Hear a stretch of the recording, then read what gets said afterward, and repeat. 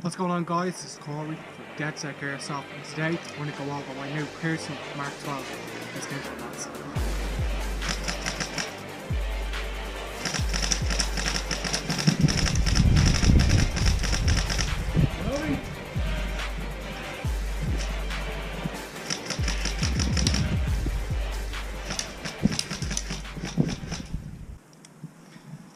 So lads, as I have said, I've been trying to get the videos out. Like, it has been hard. The computer's not working great, so I am using a friend of mine's computer just to get the videos out. But I have been building this on the sly now for, I'd say, could be a month and a half now since Christmas. This is, I get into all what the main gun is, but this is pretty much a very rough kind of basis of the Mark 12, which was used in Lone Survivor. I actually can't remember which one of the guys I've based this off. It was one of the fellas on that team in Operation Red Wings.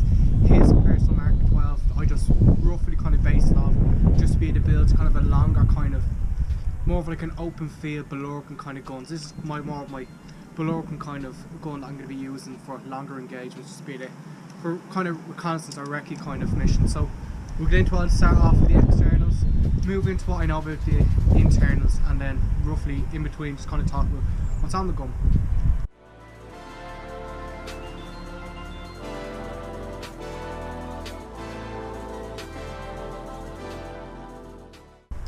Starting up the front, I just have a standard kind of suppressor.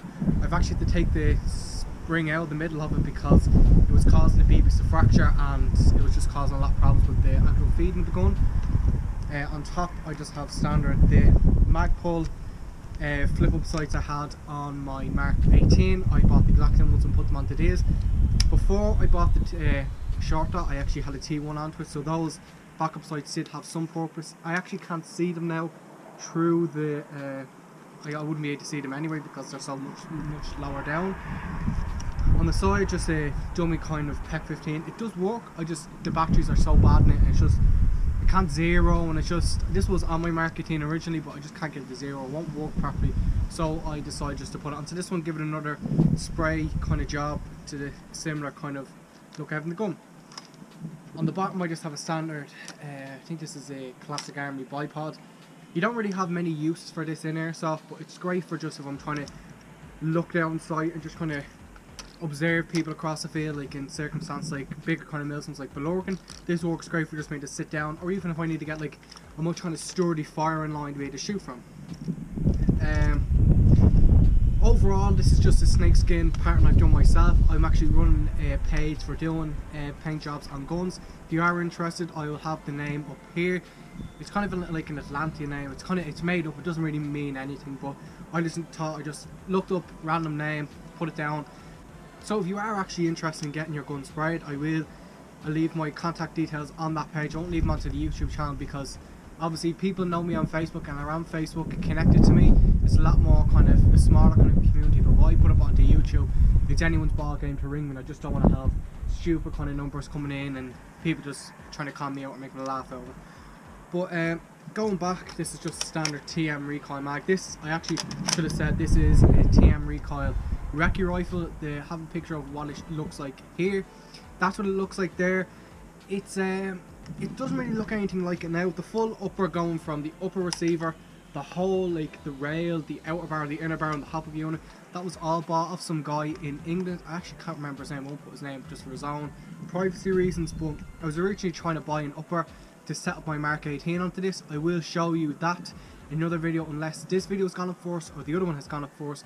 I will have my Mark 18 in that video. I basically converted the AG Mark 18 or the G&G one onto the TM recoil, so it works a lot better, and I just need to do it. Once I seen the power over TM recoil, I have to convert it. So bought this off for €150. Great little deal, brilliant. This has saved me, I'd say, about €200 buying all the externals for it.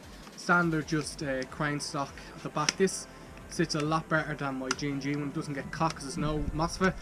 As just before I get into the internals, I do actually want to get a MOSFET for this, so I'm not too sure if the fuse a MOSFET in here will cause any problems, but I'll figure it out when I get there. Lastly, on top, I just have a Red Wolf Airsoft short dot.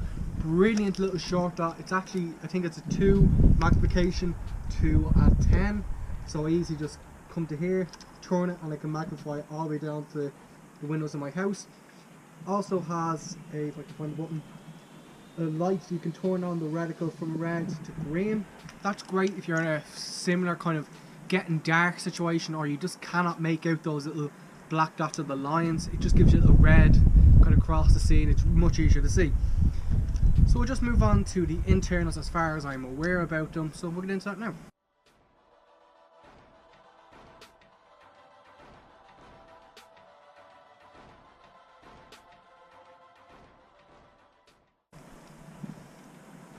For the internals, I'm kind of really learning about the TM recoils. I'm not too sure about the MAD internals. For this one, I think it's a 15 to 16 inch inner barrel. I don't think it's a Type R, I think it's just standard. I do need to get a Type R anyway. The standard TM recoil rotary hop-up system. So as you can see in there, it has the rotary hop-up system, which is standard in all TM recoils. It's a lot different to the standard AEG ones, as it locks into position, so I can have a certain hop-up kind of rotary position that I like for, say, 0.28 gram BBs, or I can set it down to something else where it's set up for 0.25 gram BBs. Yeah, uncut there. I'm not too really sure about the internals. Some internals I actually do want to get, as obviously as I have said, is a MOSFET. MOSFET would really like help me with the trigger response. Trigger response in this is pretty good. Like, I actually think it's fairly good. So I'll just give it a shot here. It's obviously empty, it's not my game, but lovely little trigger response. The full auto was actually great as well.